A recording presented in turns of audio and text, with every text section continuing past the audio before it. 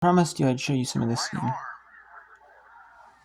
this has been the problem for Maverick. The picture has been changed and he's been under duress. Marshall Jackson, the left tackle, was the savior, scooping up that fumble. 14:31 of the game clock plays. We'll start on the ready for play. This is back-to-back weeks of this offense having some issues. Last week against Delaware, just 2 offensive touchdowns. It was their second lowest yardage total of the season to their loss at Toledo. Talked about their season average over 33. Their highest point total over the last 3 weeks, just 31, and their win over Nevada as they go up the middle on 2nd and long and now 3rd. And a problem is what we'll call it. No doubt about that. I mean, you have to credit FIU just defensively with mixing things up to create confusion for the quarterback. But they've also been able to get a lot of pressure, only rushing 4. That was the defensive coordinator's dream. McIver stepping up. Oh, and he drew out the football. Scoops it back up, and now he's under some serious pressure. Spins away, throws it downfield. And that play is not nearly the disaster it could have been. He's been struggling. He really has been struggling since the first quarter. You have to think that the pressure that's being put on him, the confusion of the looks, is definitely impacting his confidence now, because these are easy plays that he would usually make. He's just completely out of sorts here because this defense has really had his number. Just 2 touchdown passes over the last 3 weeks.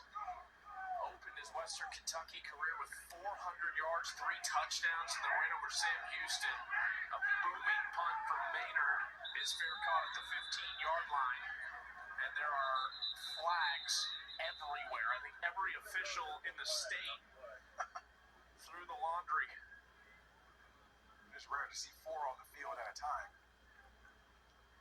Let's see what they all saw that was so obvious.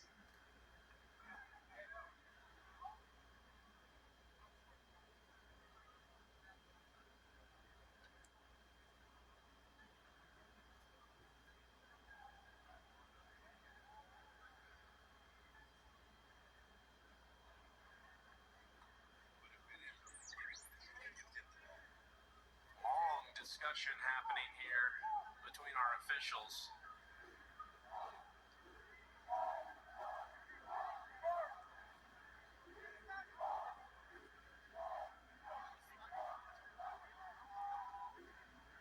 Everyone on pins and needles right now awaiting this verdict.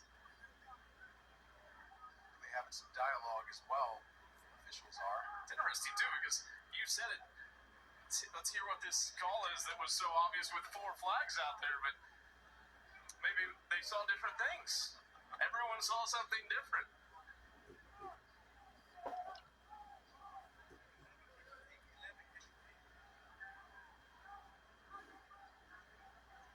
Might be listening upstairs as well.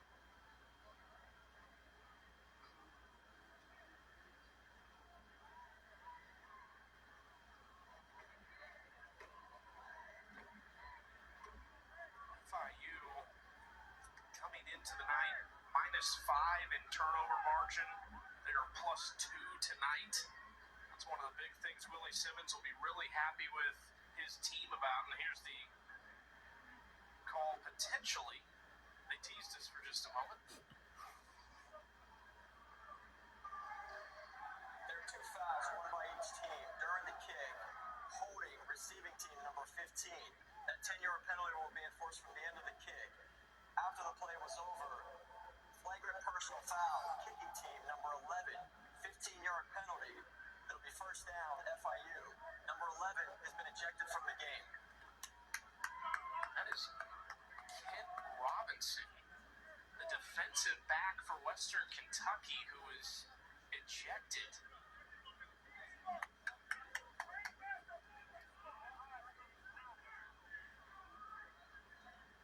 Or it's actually, I think it was Robinson on the play. That's Lavelle Wright, the running back, who also wears 11. was. He was out there on punt. Lavelle Wright is the one who has been ejected from the game.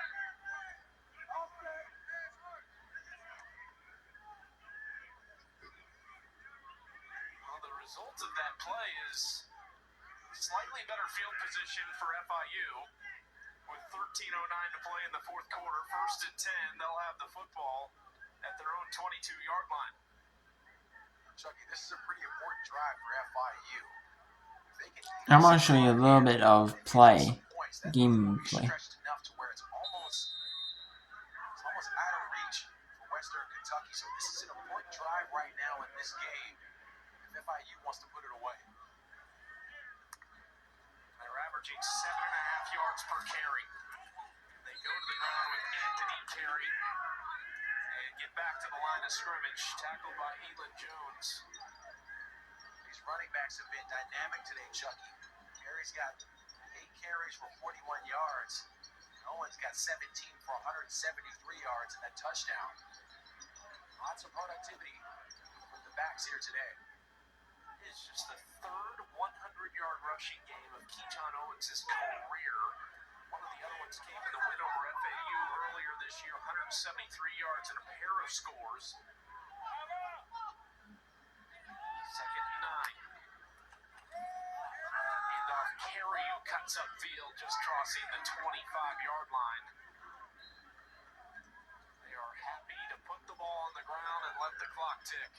No doubt about that. See Western Kentucky here. Blitzing both backers on that last play there. This could spell another issue for FIU with Jenkins having to limp off. It means Zansky's going to come back in the game, number 16. At quarterback.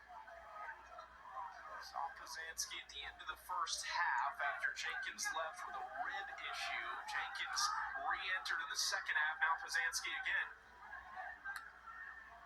36, they'll just go to the ground, and spinning around for the first down is Owens. My goodness, they are so good on the ground, but Antonio Tripp, number 71, the right guard, watch him come up and make this key block. He walls on 2 guys. Throws Anthony Brackenbridge down to the ground at the backer position. This offensive line right now for FIU is just dominating. Tripp was a former 4-star recruit. He's the 14th rated guard in the 2023 class. Went to Miami, spent 2 years there, and just moves across town to FIU. 1st and 10. Back to the ground with Owens, and gets about a yard. Nice job by Oliver there, coming in and making the tackle from his defensive end position. For FIU, this is exactly where you want to be. Controlling your own destiny, milking the clock, keeping it on the ground.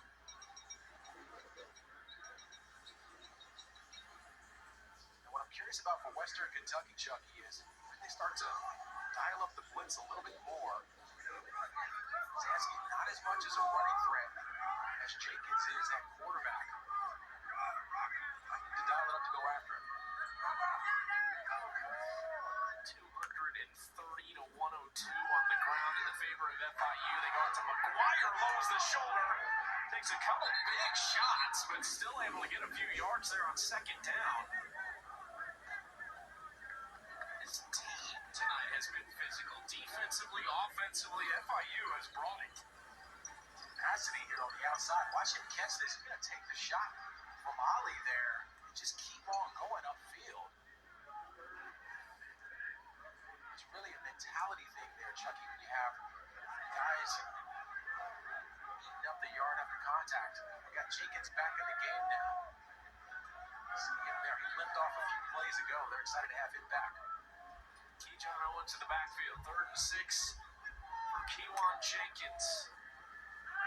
Getting it out quickly, and a high throw from McGuire. Anderson is incomplete. Late flat.